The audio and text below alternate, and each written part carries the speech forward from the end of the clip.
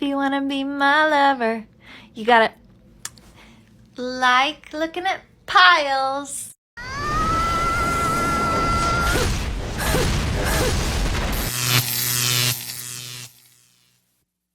Welcome to The Wall. In today's video, we will analyze the advice given by dating coaches, and we will see how to learn from their manipulation.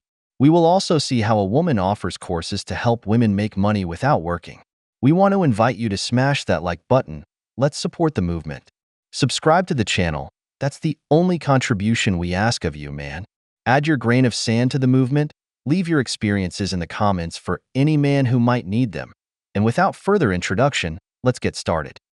The first three things a female notices in a man, and this will make or break if they're attracted to you or if they have any interest at all to pursue you.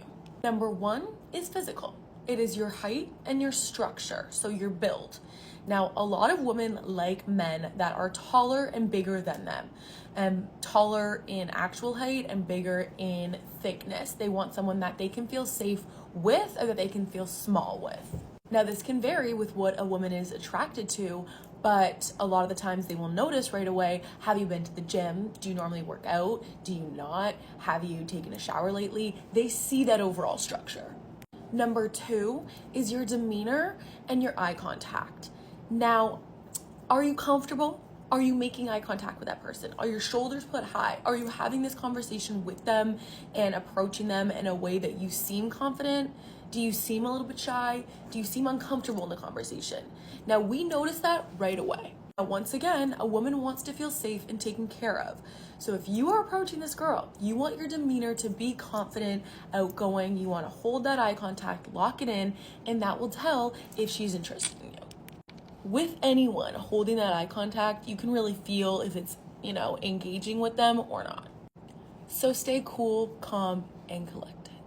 Number three is your grooming, your smile, and your smell. Now, sometimes a smell is great, but it's too overpowering. You do not need to soak yourself into the perfume or that cologne or whatever that may be. You do not need to overdo it because honestly, it gives us a headache. Second of all, your smile. Of course, it is amazing to have great teeth, white teeth, perfect, but they don't need to be perfect. We just need to make sure that you brush them. So take care of your hygiene, take care of your scent, take that shower, do everything you need to do because we will not be attracted to you if you do not take care of all that. But on top of that, is your smile inviting? Is your scent inviting? Is your overall hygiene feel like we want to hug you and be around you? So take all of that into consideration on the next time you are even leaving the house because you never know when you might meet the one. Women today seem to think men come with a custom order list, tailor-made, so to speak. Here I laugh. Because if you take women's advice on getting women, you'll end up lonelier than the sun at noon. What advice did she give us? Be confident, work on your body, be 6 feet tall, and have clean teeth. Just with the height requirement, she's already ruled out almost 40% of men. That's why you realize they keep talking about connecting with your feelings, being softer and more affectionate.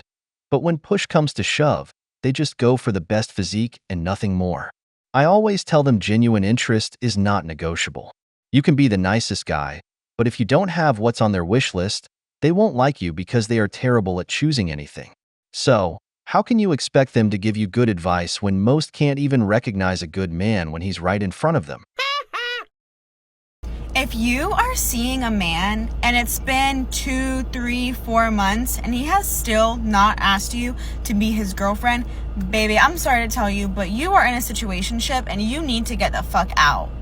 It does not take a man months and months and months to figure out if he wants you to be his girlfriend or not. I promise you they know like that. If you've been seeing somebody for fucking months and they still haven't made it official with you, bitch, you need to sit down and you just say like, what the fuck are we doing? What is this? Like, hello? And if they give you some bullshit ass excuses to why you're not their girlfriend, leave. You need to go. Why are we out here in year-long situationships? 10-month Girl, 3 months he hasn't decided? Bye. I'll decide for you. Bye. Remember that a woman is an emotional being, which means she will follow her emotions. It is well known that women are competitive, more territorial than men. A woman who dates a man quickly wants commitment and all his attention. When a man does not commit immediately, it causes her anxiety, instability, and uncertainty, which are her best allies. This is what Chad does. I'm dating you, but I'm not committing yet.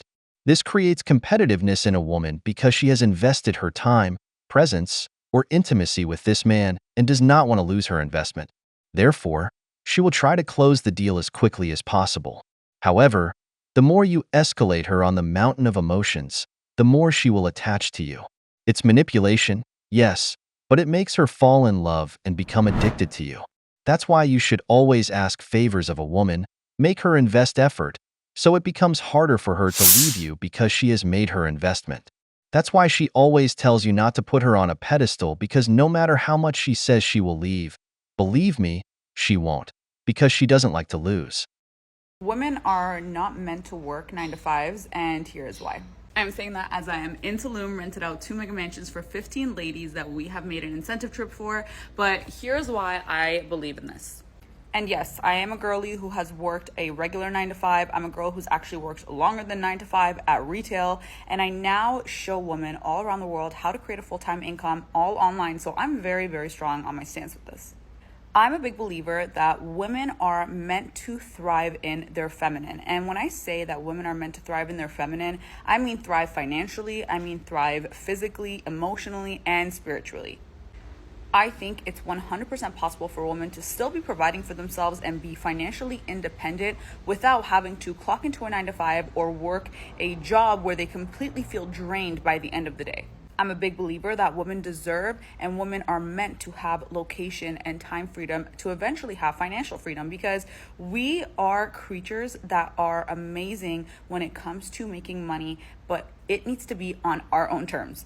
And the simple fact is that women have a lot that they go through, whether you are a mom, whether you're not a mom, whether you're just a woman who's trying to live in this world. We go through a lot emotionally, and it affects us spiritually and financially. And I'm a big believer that this is why women are just not meant to work a 9 to 5. We are meant to be traveling, living our life, going wherever we want with whoever we want, but still able to make an income at the same time.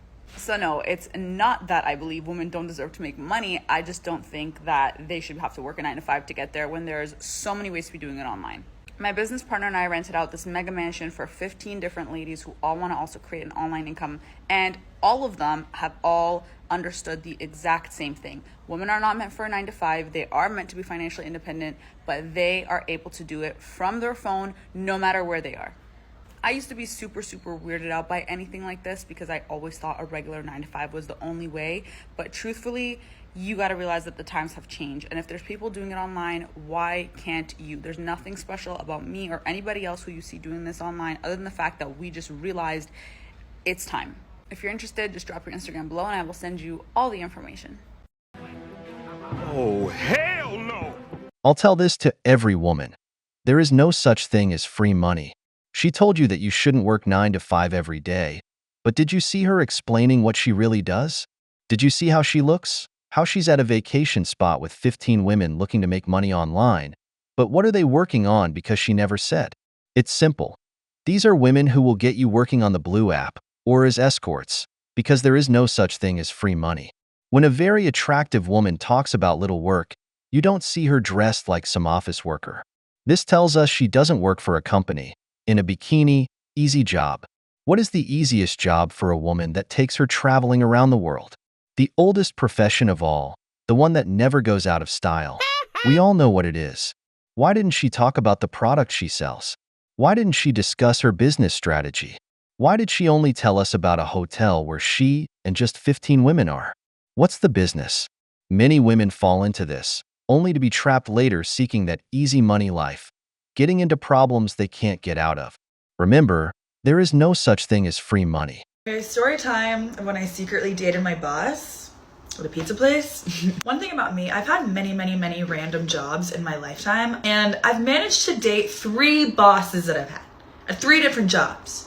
And I know what you're thinking, there's definitely something psychological going on behind that, and you're definitely right. And I should definitely Google it, but it doesn't really affect my day-to-day. So whatever, I guess. My first ever job was at a pizza place and I was in love with my boss. He was so hot, but I was 17. We didn't date when I was 17, okay? He waited until I was 18 like a gentleman. Anyways, I was in high school and I would show up to math class every day after my shifts and I would like tell the stories from the night before and be like, does my boss like me? Yes or no?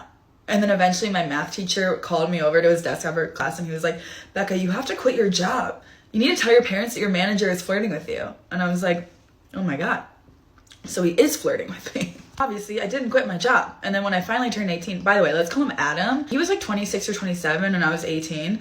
So when I finally turned 18, I started like Googling what are jokes that 26-year-olds laugh at. And I started like texting them to him and we immediately started dating.